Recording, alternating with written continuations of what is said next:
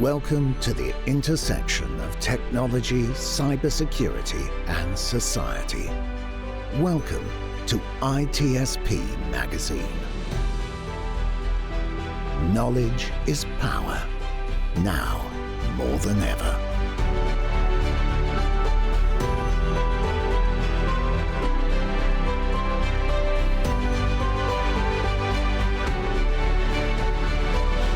And hello, everybody. You're very welcome to a new episode of Redefining CyberSecurity here on the ITSPmagazine podcast network. This is Sean Martin, your host. And for those who follow, you know I get to talk about all kinds of cool things cyber-related to help the business generate and protect revenue. And there's always competing sides. Teams would just love to build policies and deploy controlling mitigating controls and then sit back and monitor and respond to things. That's not the full picture. The full picture includes constant threat landscape.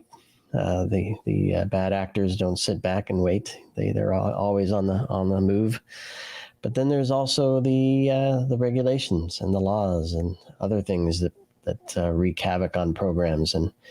And a recent one is in the SEC notification rule that could change the way teams build their programs, managers lead their teams, report internally, manage things internally, and of course, impacts how they share what's going on externally and when they have to do that. So a lot to cover today, and I'm thrilled to have Keyaan Williams on. Keyaan, it's good to see you.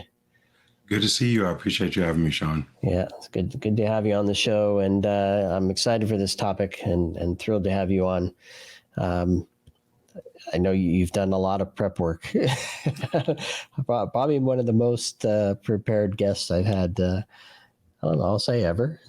Pretty amazing what you've done with this. So I'm excited to dig into the topic, but before we do that, folks who may not be familiar with you and some of the work you're up to, a little history about what's going on with Keyaan. Yeah, so I have the privilege of doing a lot of strategy and advisory consulting. I have a great team behind me, some really interesting customers that I'll leave out of the podcast, but some really interesting organizations trust me to help them make smart decisions. And it's a lot attributed to the work that I did at the Centers for Disease Control and Prevention for 12 years. I did a couple interesting things in the Army for 8 years, and I have been blessed to be a security leader in some really cool organizations. So all of that comes together and puts me in a good position to make reasonable arguments about some of the best ways to do security leadership. And then I'll leave all the technical work to everybody else. That's about where I am at this point. I once was technical, and now I pretend to know a little bit. I'd like to have people on who know what's going on. So the notification rule, I think most of my listeners probably have some idea of what it is, but I'd like to hear from you what you see, or what it is from your perspective, and then we'll dig into how it impacts different organizations, how we can respond to that. Yeah, so I hadn't read it in a while, and in preparation for this, I actually went back, looked at and read 186 pages in the reporting rule. But the thing that I'll add that puts it in context is it very big letters and is double spaced. So they made it very easy for people to read. But what's interesting and what stands out from the reporting rule is the SEC tried to strike a balance between everything that was originally proposed in 2022 and what they actually implemented in 2024. Part of the issue that they're dealing with is that there has always been a requirement that a material negative impact that affects the decision-making of investors in publicly traded companies requires disclosure. Part of what the SEC is trying to do, and they lay this out in the decision-making and the methodology and the rationale that they highlighted in those 186 pages, is that companies were providing different levels of specificity regarding the cause, the scope, and the impact of a material cybersecurity event. In some cases, people didn't say anything because there was no standard approach for sharing that information. And there's also a lot of information in the rule requirements that talks about what is the right format, which is the right document, what's the right approach, how do you make it easy for investors to locate, interpret, and analyze the information so that they can make a decision. And at the end of the day, it's really about investors. It has nothing to do with security. You know, the role of the Securities and Exchange Commission is to provide oversight for public companies. Those public companies have people investing in them. It's mutual funds, it's stocks, it's all of the it's a lot of economic activity that takes place, and people who are making decisions about where to park their money need to have enough information to say, is this or is this not a reputable company that has a good program, that has a handle on reducing risk to an acceptable level, so that the confidence that I have in my investment in the company meets a certain level of reasonableness given all the options that are available in the marketplace.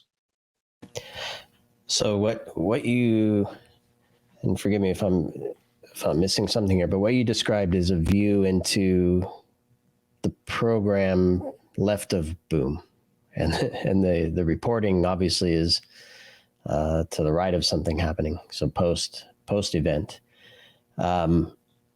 which of course then perhaps you could say,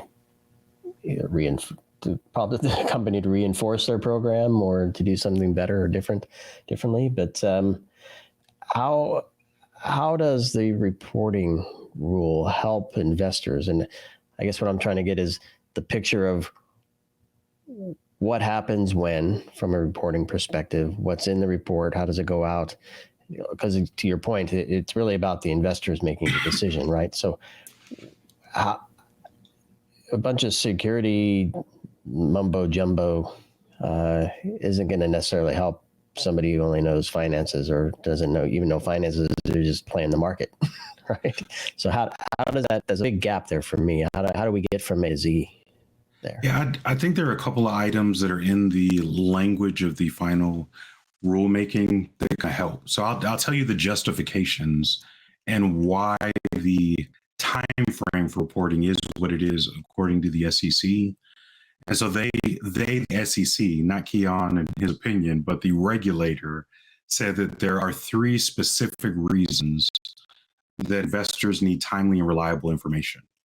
One of those reasons is that an increasing share of economic activity is dependent on electronic systems, and disruptions to those systems, large-scale attacks, ransomware, outages, solar flares that knocked out AT&T, all of those things have an impact on the underlying publicly traded company that people are investing in. The second item that they had listed in the SEC rulemaking was that there has been a substantial rise in the prevalence of cybersecurity incidents, and that rise is a combination of remote work resulting from COVID-19 as the catalyst, increasing reliance on third-party services.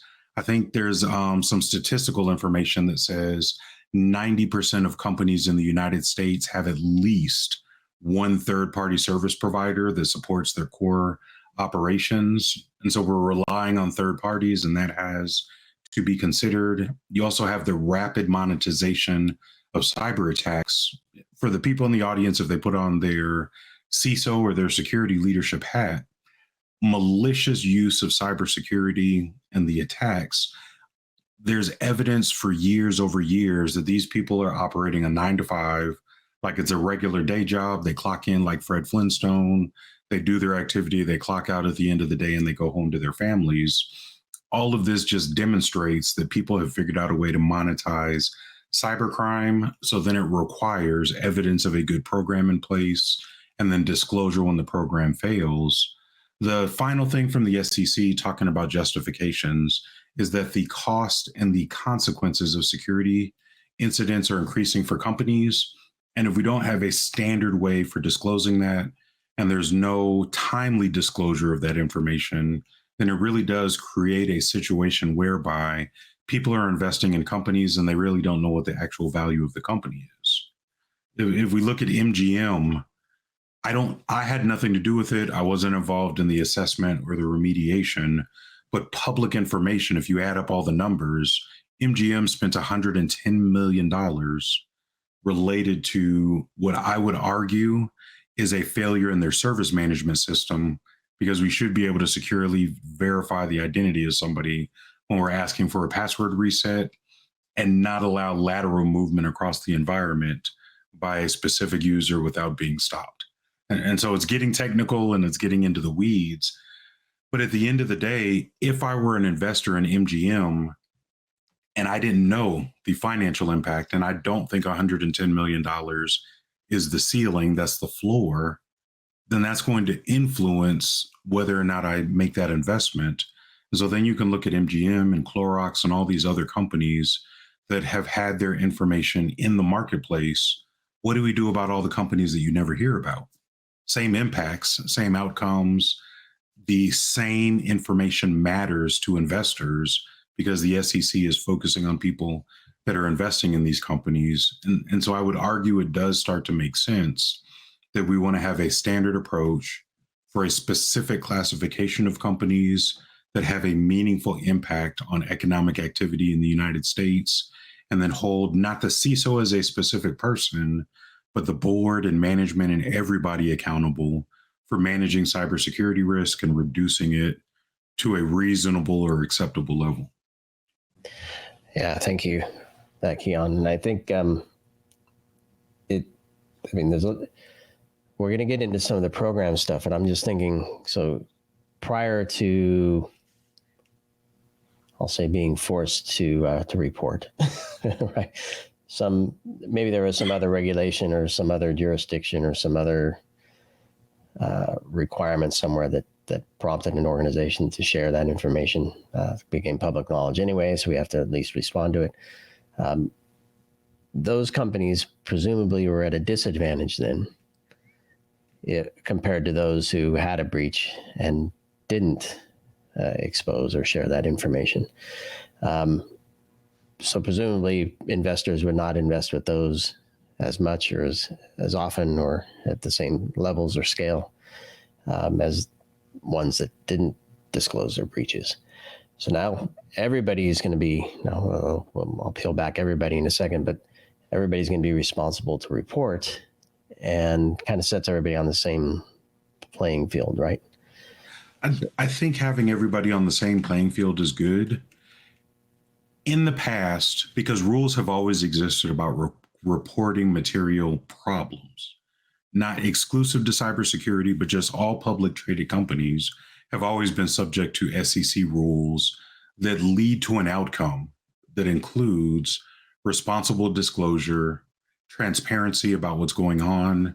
Transparency is a key foundation of governance, and a lot of public companies are subject to governance rules. A lot of actually, I can't think of any public company that doesn't have a board of directors. And so all of these things have always existed. The new focus on cybersecurity, I think, is interesting because cybersecurity is alchemy. You got a bunch of wizards in the background standing around a pot, doing some magic, and nobody knows what's happening. Well, those days are gone. And now we're moving forward into an environment where the board is accountable for understanding the exposure that the company has and making decisions about how the board is going to leverage resources to respond to cybersecurity risk. The CEO is responsible, the chief operating officer is responsible, the chief financial officer has to justify spending in an environment where there's always going to be some trade-off, but you have no excuse for not spending on security. I think the outcome of this, even though it's exclusive to public companies in the United States, is going to change the entire ecosystem that we operate in, such that the expectation is going to be that if there's a problem, companies, whether they're public or private or family owned or nonprofit, are going to say, hey, ladies and gentlemen, this is what's going on. We had an issue. This is the impact of the issue. This is how people are going to be harmed. If nothing else, I think that's going to be good for everybody, because now it removes that incentive for organizations to keep the information close to the vest, to not say anything, to not do any information sharing about indicators of compromise or tactics, techniques, and procedures, or all the other fancy buzzwords. But the more information that we have about what's happening, the more opportunity everybody who is interconnected in the digital age, the more opportunity all of the parties have to do some level of response. If my neighbor next door has, if their house is hit by a flood and the flood hasn't hit me yet, well, if I know that they were hit by a flood, I'm going to start putting out sandbags and taking other kinds of actions. I laugh because I want nothing to happen to my neighbor. I like my neighbor. But the idea is that if my neighbor is the forecast for what I'm going to face, because we're in the same neighborhood and I'm just downstream, I want to know what's happening to my neighbor so I can take action to protect myself. And once I've protected myself, now I can go help my neighbor. If everybody keeps everything that happens in cybersecurity a secret, nobody knows what's going on. And then the cyber criminals are the ones that end up winning because they share information with each other.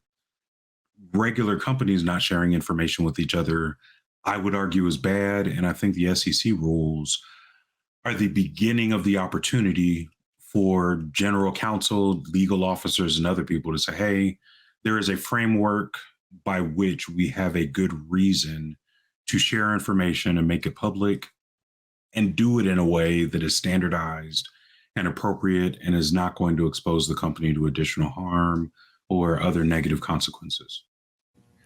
So where do you see some of the biggest changes taking place? And I'm thinking full stack here, from board to C-suite to managers to security leadership to program leaders to analysts. I mean, kind of, you don't have to go up and down the whole thing, but I'm just curious, does it impact that whole stack? And is there an area that it really impacts more immediately or more impactfully at the moment? I think the new rules from the SEC impact the whole stack, but I think the stack is defined by an obscure NIST document that nobody reads. So if you look up NIST Special Publication 800-39, that document is about security program management. And in NIST 800-39, they divide the organization into a 3-tier hierarchy where the top of the organization is the board and executive leadership. And at that level, that top of the pyramid is supposed to define what are the acceptable boundaries of risk taking. If we accept risk, how much risk makes sense for our organization? What are our key risk areas? What are our key risk indicators?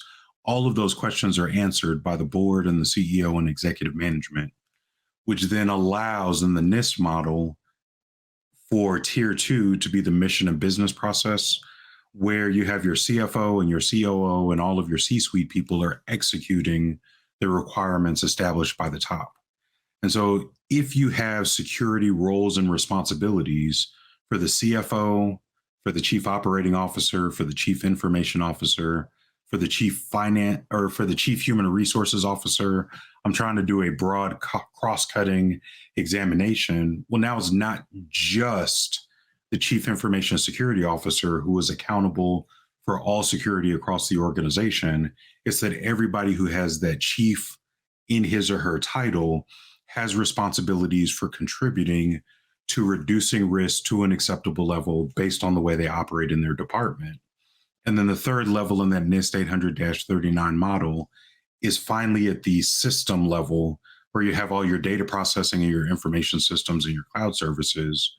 I think the combination of the SEC requirements and the NIST 800-39 model shifts and distributes the burden of oversight and reporting and just plain old paying attention to everybody in the company, rather than only being focused on data and information systems, and not allowing all of these other important business people to say, oh, well, that's not my problem. We got a security guy that takes care of that.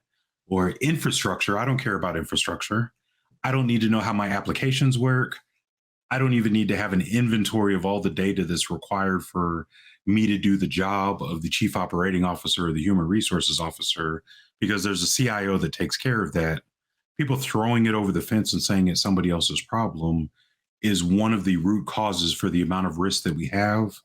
The SEC rules, because of the way that they look at the programming that exists and the reporting and the accountability that applies to the entire organization, a reasonable publicly traded company is not going to say the success or failure of the entire organization is going to rest on the shoulders of the chief information security officer, because now everybody in the company has a vested interest in the outcome of the management of the security program and the responsibility to do a public disclosure about how well that program is working and what is the root cause of an incident if we have one, and then providing that information within a timely manner. So I love this. And in particular, the distributed responsibility. Basically saying, everybody has their own role to play and will be held accountable if they're not doing their part. There has to be a single point, though, still in my mind, where things land, right? Somebody has to say, this is the direction we're going to take things. And here is each of your roles in this plan to address this risk. Well, first, what are the risks? Here's a plan to address them. And here's your role in that program. Is that still the CISO, or has that changed as well? I would argue that it never should have been the CISO. If you look at organizations that do risk management well, the high watermark, I would argue, is financial services. So if I go to JP Morgan Chase, or if I go to Bank of America, or I go to another super large global financial institution, what has likely happened is the institution at the board of directors has documented a formal risk appetite statement. The risk appetite statement is going to declare all risks that the organization is exposed to. It's going to declare the organization's preference for responding to those risks. And then the risk appetite statement in a bank, as a specific example, is then going to say, what are the acceptable boundaries for our exposure as it relates to operational outages, regulatory requirements, reputational harm, and a host of other things. And what that does, as an example from financial services, is it moves the risk conversation from cybersecurity risk management to enterprise risk management. Companies that do cybersecurity risk management well often have a very mature, very robust, well-documented enterprise risk management approach, because the response to enterprise risk usually satisfies multiple requirements. Like, access control is not exclusive to cybersecurity. I need to control access for physical access to the building. And so you start to have these overlaps in all of your risk areas where the board says, you know what? It is acceptable if we're in the local news, but I don't want people on the other side of the world to know that we don't know how to manage our business very well. And so reputational harm becomes a risk area, and the entire organization, not the CISO exclusively, is going to work to put countermeasures in place to limit the opportunity for there to be some kind of reputational harm. And so then you start taking all of those facets of enterprise risk management. Yes, cybersecurity is going to play a role, but if I look at the control objectives for information and technology for IT leaders, COBIT has managed risk as an objective inside the framework, but everything in COBIT can be used for security when we talk about risk management or managed change. I can use everything in COBIT that a CIO would use to support change management, and then add security impact analysis as an activity when we're making IT changes, where the objective is to control the IT environment, but we're still managing security risk by making sure we understand the impact of the change on the security posture that we have in the organization. And so COBIT, COSO, ISO, you have all of these standards and frameworks that focus on enterprise risk management, where an experienced CISO can leverage a non-security framework to do good security work. I would argue that the possibility to even do that demonstrates that it was never the CISO's job to be responsible for all the risks. It was the CISO's opportunity to be part of the risk family so that everybody in the family is working together to reduce risk for the entire organization. Because anytime you have a silo, you are not leveraging or maximizing the use of resources. You have breakdowns, you have overlaps, you have people operating in isolation. Enterprise risk management brings everybody together. And enterprise risk management, when we apply it to the SEC rules, really creates an opportunity for you to have a dedicated risk committee at the board level, for the board committee that's looking at enterprise risk to consider all risks that the organization faces. And then the board can make sure that resources are provided to reduce all of those risks to an acceptable level, rather than having a one-trick, one-focused pony that says, hey, look at me, I need to do something to prevent exploitation of vulnerabilities. But we can spend money once to solve multiple problems inside the ERM program, rather than having to spend it 5 times for 5 different risk management programs in the same organization. So there are probably countless reasons why CISOs picked up the bag, at least for cyber risk. And I mean, you can look at it from the complexities and the tech-based risk. You can look at the lack of understanding or awareness of the threats from a technical perspective. So there's kind of this mojo there, and a sense of heroism. I think there's no question, right? There's a bit of heroism, and we've saved the day in this event type of thing. And this is no slam on anybody in the roles here. It's just how the field and the roles have transformed over the years. So there's a bit of holding on to that, and kind of then by virtue kind of holding that risk bucket right, for cyber.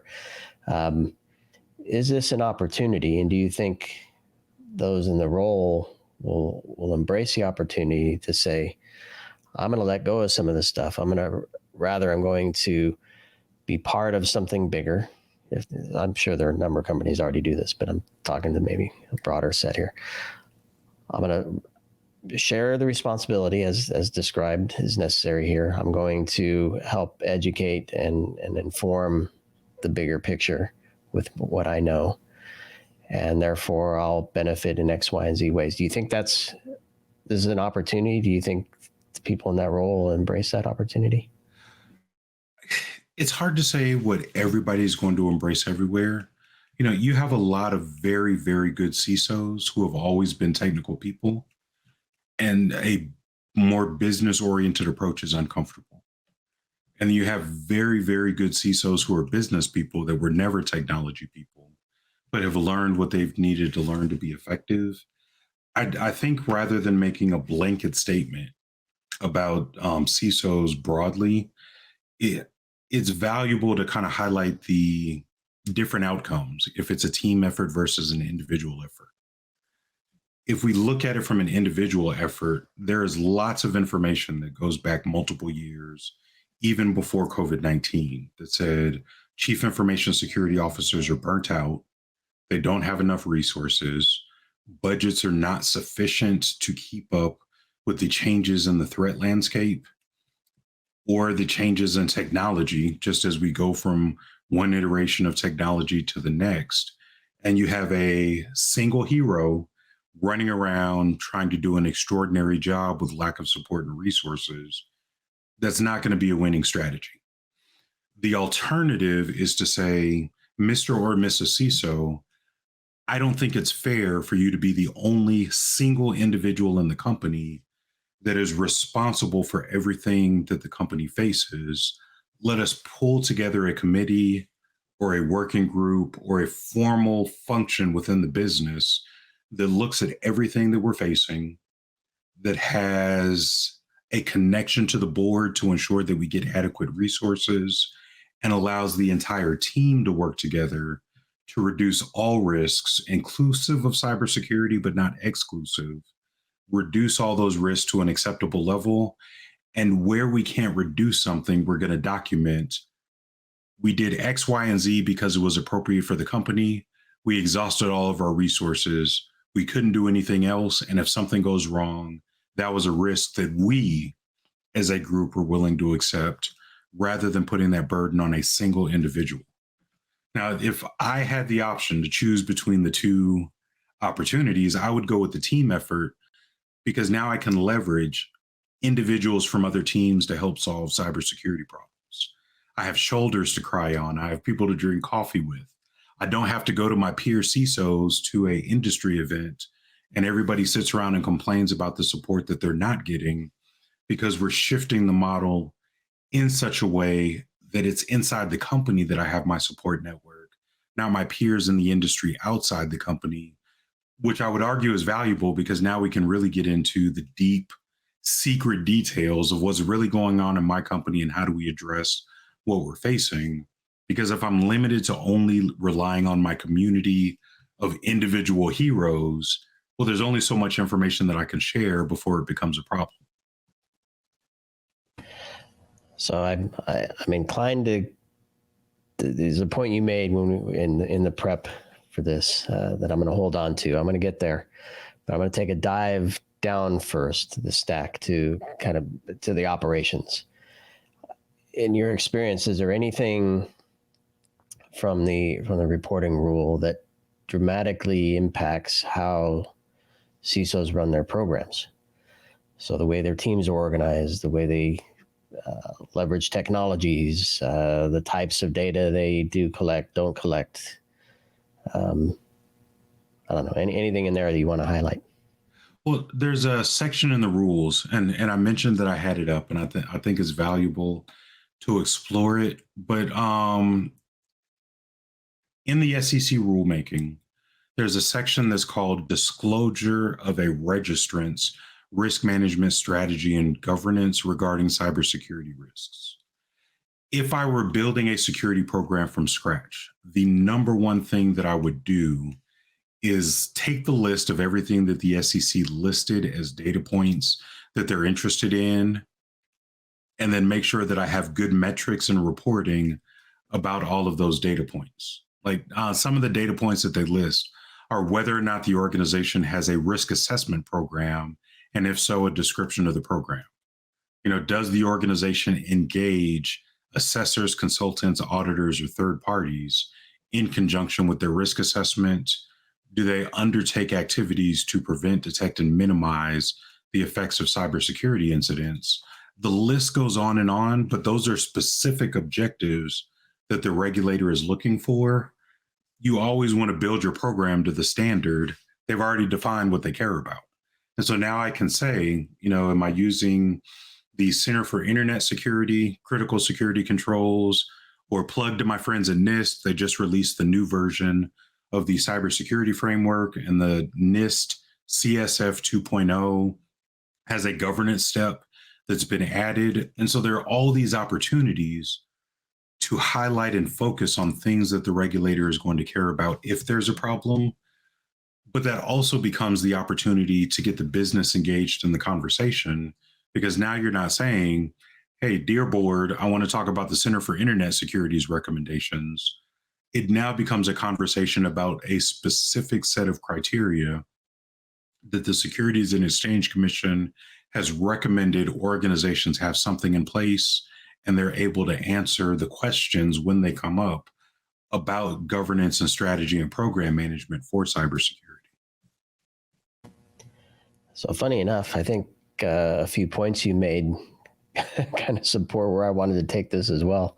Because in the notes in prep, you said this is likely the calm before the storm. And I have a sneaking suspicion that some of what you just described might be factors in what you're about to say as well. So what is the calm before the storm that you're alluding to?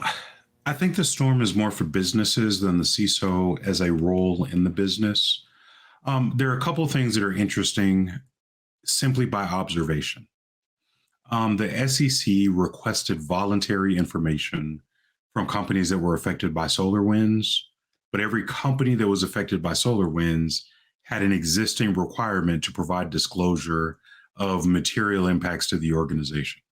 So I can't prove it, but I think the SEC was playing games saying, hey, ladies and gentlemen, we want to verify that you're disclosing what you're supposed to disclose. So voluntarily tell us what was the impact of SolarWinds.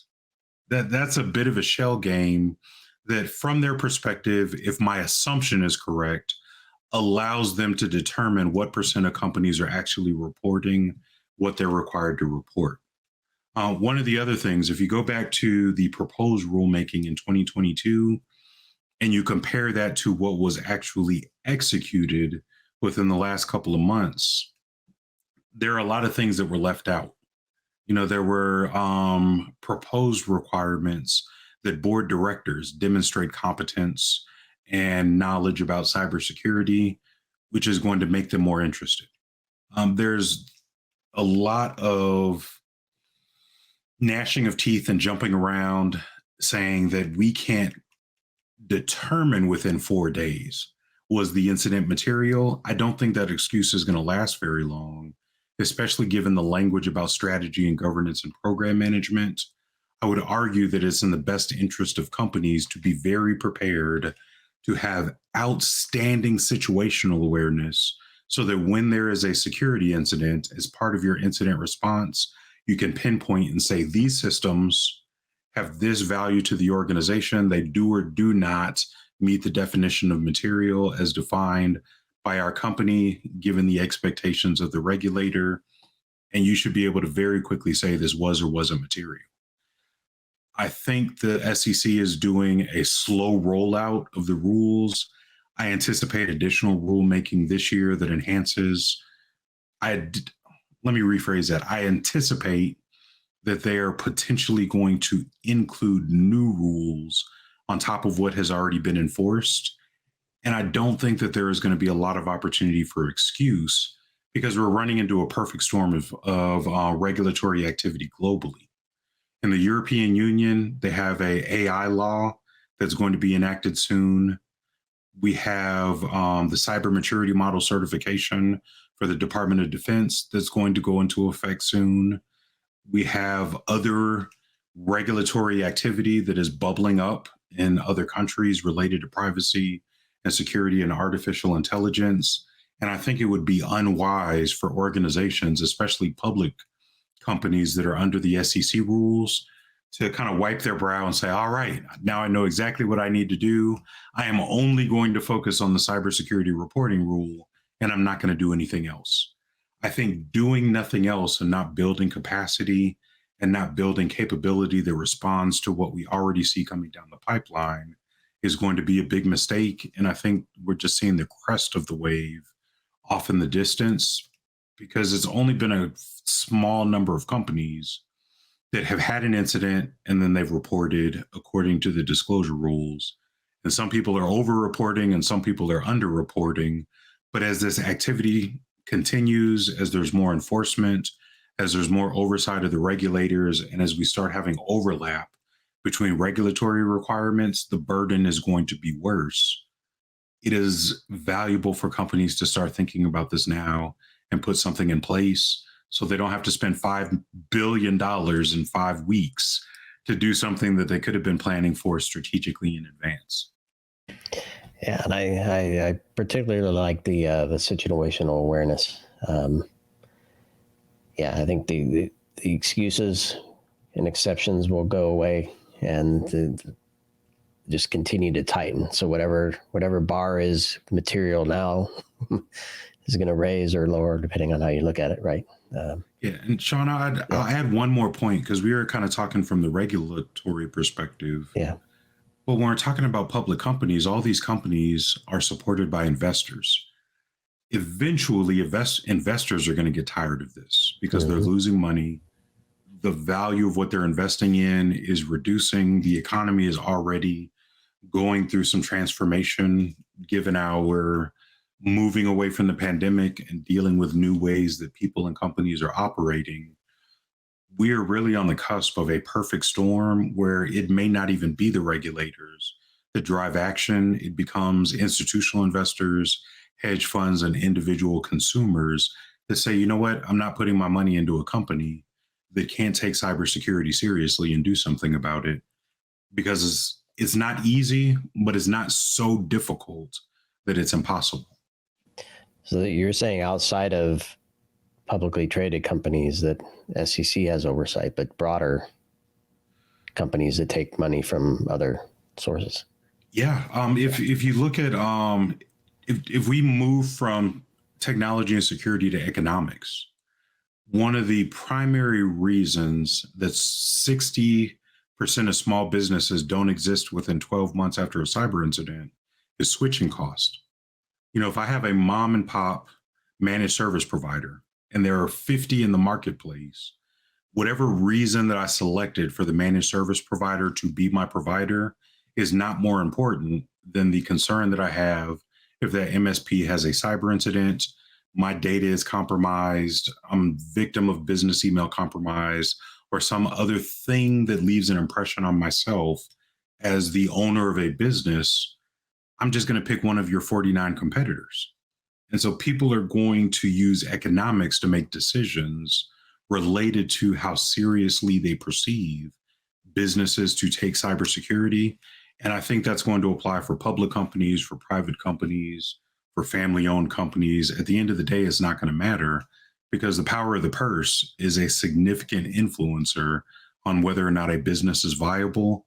And if you lose all your customers because you had a cyber incident, who cares what the regulator says? You've gone out of business anyway. Interesting. A lot of stuff coming, Keyaan. Absolutely. A lot of stuff. Well, we're just over 40 minutes here. No question. I could keep picking your brain. I think we'll leave it here. I think there's plenty of things for folks to chew on. Unless you have any final thoughts of something we didn't touch on that you think is important for primarily C-suite. Let's speak to them. Anything we didn't touch on that they should really be paying attention to? I have an invitation for the audience. All right, there we go. You and I thought this was an awesome idea. This, I think, is the best conversation I've had all day. If the audience wants to explore it more, I think it's a good opportunity for them to send you feedback directly and say, hey, Sean, this is what I wish you guys would have talked about. And then instead of extending it just based on what we assume people want to know, I would love to respond directly to specific points of interest that people highlighted. It's a reason for everybody that listens to the podcast to share it with somebody else, because the more people who listen, the more feedback that we get, the better opportunity we have to make sure that we're answering the questions that are pressing on other people's minds. Because I'm much more of a business nerd than a technical nerd, and I don't want to drag people into corporate finance or economics too deeply. I think at the end of the day, the moral of the story that I tried to paint in this picture was that the work of a CISO is difficult. It is even more difficult if that person is a single hero by him or herself. The work that we're doing is not exclusive to a person that has the title CISO. And the more we can get the entire business engaged in satisfying the SEC requirements, industry requirements, and other regulatory obligations, the better off everybody is going to be, because all these systems, services, applications, and businesses are connected nationally in the United States where I live, but also globally, and everything that everybody does makes a difference. I love that, Keyaan. Thank you for that call to action for sure. And I would say for me, I'd be welcome. We're open to, and hopefully you would be as well. If we get a lot of feedback, I'd be happy to have another chat and address some of those things. For me, what would be interesting is, yes, there's the CISO role, but you touched on the broader, this is everybody's responsibility. So I'd be interested in perhaps through the CISO perspectives or questions or areas of concern from others in the organization after listening to this. So what's the CEO and the CFO and the HRO and CRO, that's risk officer. What's their perspective on this, having listened to it? So definitely welcome that. And appreciate you, Keyaan, taking the time for reading all 186 pages again. You're amazing. Thank you for doing that. And thank you for sharing all this. And hopefully everybody enjoyed the conversation. If you did, do please share, comment, subscribe, and again, hopefully we'll see you back on again. I look forward to being part of an awesome series. Thanks again for having me, Sean. Thanks a million. We hope you enjoyed this conversation. If you learned something new and this story made you think, then share ITSPmagazine with your friends, family, and colleagues. If you represent a company and wish to associate your brand with our conversations, sponsor one or more of our columns. We hope you will come back for more stories and follow us on our journey. You can always find us at the intersection of technology, cybersecurity, and society.